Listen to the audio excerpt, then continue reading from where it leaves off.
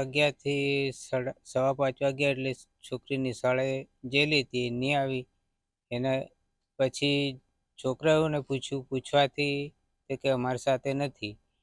તો કોઈ શિક્ષકની ગાડી આવે તો એમાં કોઈ ઊભી નથી રહી ગાડીને, કોઈ મળી નહીં. એટલે અમે શોધખોળ કરી તો જોતા નિશાળે ગયા. નિશાળને કમ્પાઉન્ડ અંદરથી મળી, ઓરડાની બહાર, કોર્ટના કમ્પાઉન્ડ અંદર ત્યાંથી મળી. ત્યાંથી બાઇક ઉપર લઈને સિંગવડ હોસ્પિટલમાં લઈ ગયા.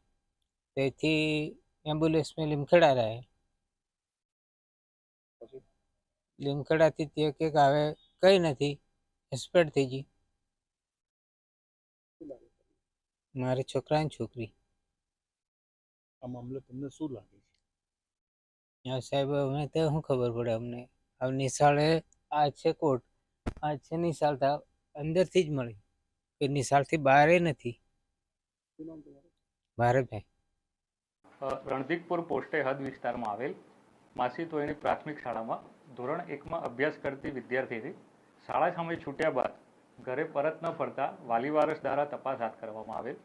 દરમિયાન તપાસ કરતા શાળાની પાછળના કમ્પાઉન્ડના અંદરના ભાગે દીકરી બેભાન અવસ્થામાં મળી આવેલ, જેથી તાત્કાલિક સરકારી દવાખાને સારવાર માટે લઈ જતા દીકરીને મૃત જાહેર કરવામાં આવેલ, જેથી ફોરેન્સિક પેનલ ડોક્ટર દ્વારા પીએમ કરાવ્યા બાદ આગળની કાર્યવાહી હાથ ધરવામાં આવશે. હાલ પોલીસે શું દાખલ કરવામાં આવ્યું છે?